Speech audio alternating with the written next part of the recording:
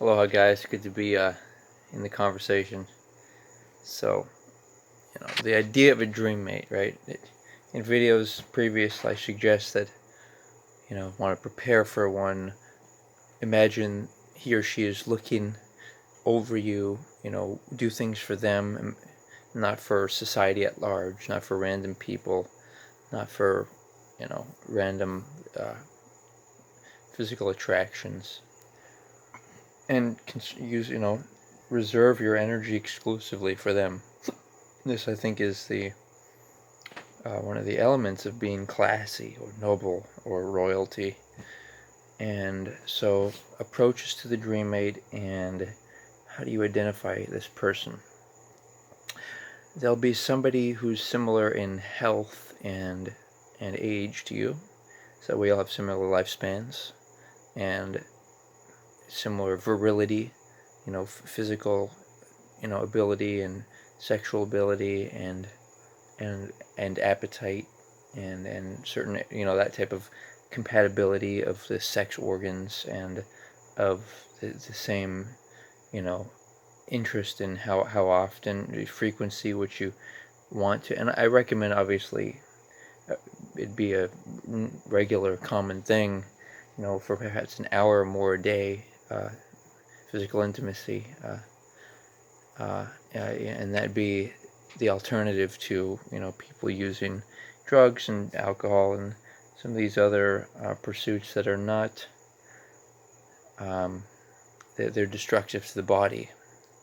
I think the point of life is to have satisfaction, pleasure derived from what our natural bodies can do between each other. And so the dream mate is somebody who, you may know them. However you know them, how do you approach someone? First of all, are you ready for a dream mate? That's a huge element. One thing, people should always wear a ring on their ring finger, and this is indicating to anyone, including themselves, a reminder that they're committed to themselves and their dreams, and they're not available for casual encounters. This idea of, oh, I want a bitch, or I want, somebody as quick as possible. That's the pursuit of sex, not the soul. You are your soul, right? You are your truth. And sometimes people have to take time to cultivate their dreams and interests in life, and so that way they have somebody to match them up with. But in any case, there are different reasons that you're, I would say, you're ready for a dream mate or not. One is, if you want to have children, I'd suggest excuse me, I'd suggest preparing now, and having financial security in that before you have children, because once you have to take care of a wife and pregnant wife or child, then you there's even less time you'll be able to devote to building yourself up in your business and that. But if you're ready, right? Or if you don't want to have children, then here's the next step. The next step is either this is somebody that you see where you want to live for the rest of your life. Obviously you want to determine that with them too, that they are interested in, or maybe they're interested in living in multiple locations or whatnot, or they're open to moving. But somebody who you meet, and if you don't know them, then I'd recommend one date, a casual platonic lunch date, as I call it, a date where you want to know them, like as if you went to high school together. What are some of your interests? Where did you go to school? And just a surface kind of a overview of I'm age and just general interests. And then if you, after that date, then you can the guy can give the woman his business card or email and say, feel free to email me to thank me or to follow up if you'd like, and then And by the way, the way manipulation works is you get somebody to feel like they're obligated to you, or you get them in a position where they don't feel free to exercise their own will. So when people, it might invite you to a party, to their house, in their car, even buy something for you, or often simple stuff like, you know, dinner, or buy a drink. It psychologically gives them power over you, and or even somebody complimenting you, or wanting to pleasure you. It gives, that's why you never want to be intimate or whatnot with anyone except for your dream mate, and only after marriage. And so, like I'm saying, that one date, and then maybe email some more. If you're really into each other, you can send, nude pictures and that, and then maybe go on maybe a few more dates, or just decide to get married. And marriage, I believe, is highlighted by physical intimacy and sexual activity. I don't think the highlight of marriage is some type of ceremony where you just do a quick kiss. And I don't even like public intimacy, so I wouldn't recommend that. But um, marriage, I think, is when you have sex. And so once you do that, then you might want to do a ceremony for other people to, see that you're um, publicly declaring your love and commitment to each other. But really, that's a personal thing. It's not really a public matter in a way. It's a personal, you individuals, not to do with your family, or and by the way, never label anyone as an adult. Never label anyone mother and father, uncle, grandfather, etc. All these terms imply a submission dominance, a hierarchy of authority, or roles of authority, and that you want to have equals. So want to be friends with people, or perhaps members of a spiritual family, or not a family where there's some type of a hierarchy, because that's gonna make you want to subconsciously um, be you know cater to whatever they want you to do in your life. So don't label anyone authority on a side note. But in the essence, in effect, so your dream mate, right? You know, a lot of people are attracted to each other physically, and friendly. They're friendly personalities, but that's an insufficient reason to commit to each other for life. It's got to be for more detailed reasons, like you like the way they move, you like the way they talk, their posture, their demeanor, their their hierarchy of values, their child rearing standards, their dietary preferences, their musical interests, details like that, will reveal, and they're unique, and they're so unique that you know people think that, oh, in movies and entertainment, that, oh, some people just like each other because of their body or their wealth, but in the real world, people like each other for more subtle, more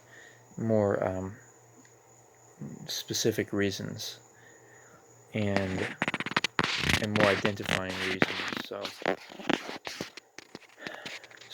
So the dream mate is and then people ask, well, can somebody have more than one dream mate? Well, I would say no, because this is a different level of commitment and bonding, where you become, you permanently bond to each other, through death do us part.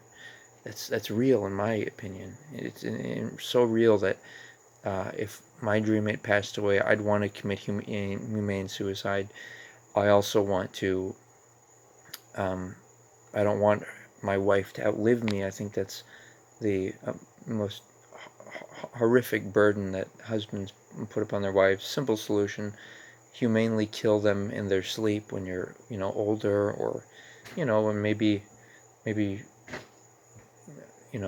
one of you is ill, or and and ideally, if you get older, then humanely kill her and then suicide yourself, and do it in a way that it's actually a positive thing, because the alternative is, guess what? Them living alone, the wife living alone in a nursing home. Not only is that unfair to her, because she'll be lonely and etc., but it's unfair to others to have to support her, like care for her, quote unquote, help her shower, and that's not a part of the world that I want to live. And you have to ask yourself that question as well. Transcend that darkness, and that's the cool thing about humanity. We fucking know that our bodies are mortal, but we are not mortal. We are consciousness, and we should be able to approach individual lifetimes as a temporary thing that we're in control of. And obviously, what I've described shows maximum control over your life and not burdening yourself upon others. This is a philosophy of independent thinking and living, and people think that, oh, I'm unfair because I'm talking about against,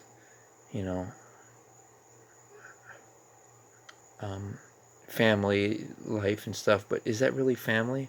Or is it really family when you can meet your own needs, desires, and wants? When you can meet your own needs and then voluntarily say, oh, I want to associate with you. I want to call you a brother instead of a father.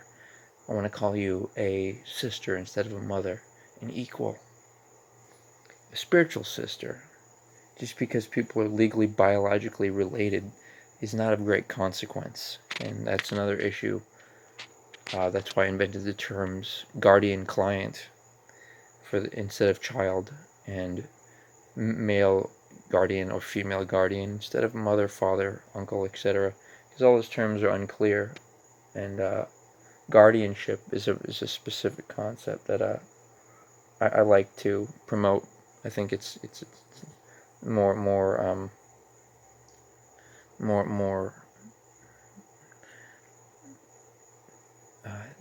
of an exact term as to you want to have somebody guarding you, making sure that you don't, and teaching you such that you don't have to experience the darkness of the outside world. You should be prepared for it. Know that there are manipulators out there. Know that there are people who, especially for younger people, there are older people who want your body. There are people who, people who want your, your time and money, and maybe just your time, wasting your time. So kind of wrap up on the DreamMate idea. Alright, so I don't want my DreamMate right now because I don't believe I'm ready to have children. But say if I didn't want to have children anymore, and I found somebody who didn't want to have children either, then we could, be DreamMates. We could commit to each other. The DreamMate is somebody who you absolutely would want to be with, even if they were in a wheelchair or something. That's what's meant in the vows of through the ups and downs of life, sickness and health, poorness and wealth. What it means is, you really want to be with this person. And, yeah, like I said, just physical and, cerebral attraction is not enough. A lot of people are friendly and, attractive. It's an insufficient indications of if this person is for you. And remember, from a place of royalty, a place of, you don't have to have wealth or have high self-esteem, but just imagine that you do. Imagine you're a rich, classy, strong king or queen, and from that point of reference and that perspective, you'll be much more selective about who you want to commit your life to and give your energy to. Love is the science of love is, this person likes to do all these types of things, and this person has the same interests. So they're scientifically equal to being able to create love and have love together. And so this idea of a dream mate is more specific than people use terms like girl or boyfriend, or which probably indicates that you're a girl or a boy or just a friend, just casual, which you may not want, which you might think would lead to marriage, but it's not so likely it will. That's another thing. It's how do you approach people for relationships? Are you doing it for just for sex or soul? And if you're doing it for soul and your dreams, then it's going to be different in the way you approach. So look at how people conduct themselves, identify them, whether they believe in no intimacy, no sex before marriage or not. And don't think yourself to be better than them, just different. Just I have a certain, expectation for my life, and this is how I conduct myself. And yeah, those are my thoughts. Thanks for taking a look into it. This is the definition of a dream mate. Somebody who you want to be with for the rest of your life through the ups and downs of life. And the terms marriage and boyfriend and that, they don't really partner, spouse. They're not as semantically precise as the term dream mate. So ask yourself, is this person my dream mate? Or is this person a potential dream mate? Or am I ready and want a dream mate now? And ask this. You may not want to intrude on others' lives, but ask the same of them. Are they the truth? Are they dream mates or not? Aloha.